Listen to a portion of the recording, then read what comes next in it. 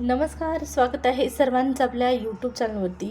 संजय गांधी निराधार अनुदान योजनेच्या लाभार्थ्यांसाठी अतिशय महत्त्वाची अपडेट आहे। ज्या लाभार्थ्यांना हप्ता वाटप झालेला नाही अशा लाभार्थ्यांना हप्ता कधी मिळणार आहे याची माहिती आलेली आहे। त्यामुळे व्हिडिओ महत्त्वाचा असणार आहे, शेवटपर्यंत पाहणं गरजेचं आहे।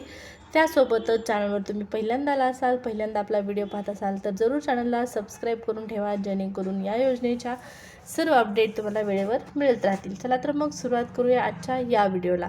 पहा, संजय गांधी निराधार अनुदान योजनेमध्ये एप्रिल महिन्यामध्ये बदल झालेला आहे आणि या बदलानुसार दिव्यांग व्यक्ती जे आहेत, दिव्यांग बांधव जे आहेत, त्या दिव्यांग बांधवांना दिव्यांग सक्षमीकरण विभागाच्या माध्यमातून हप्ता वितरित केला जाणार आहे। इतर लाभार्थ्यांना पैसे आलेले आहेत, मात्र दिव्यांग लाभार्थ्यांना पैसे आलेले नाहीत।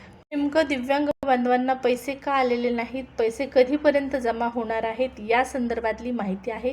तर या ठिकाणी पहा, शासन स्तरावरती दिव्यांग सक्षमीकरण विभागाच्या माध्यमातून जो दिव्यांग बांधवांना 2,500चा हप्ता वितरित केला जाणार आहे, या 2,500च्या हप्त्यासाठीचं वितरण करण्यासाठी DBT प्रणाली सुरू करण्यासाठी तिथं काम सुरू आहे आणि DBT ऑन बोर्डची प्रक्रिया सुरू असल्या कारणाने दिव्यांग बांधवांना अद्यापपर्यंत हा 2,500 रुपयाचा हप्ता जमा झालेला नाही।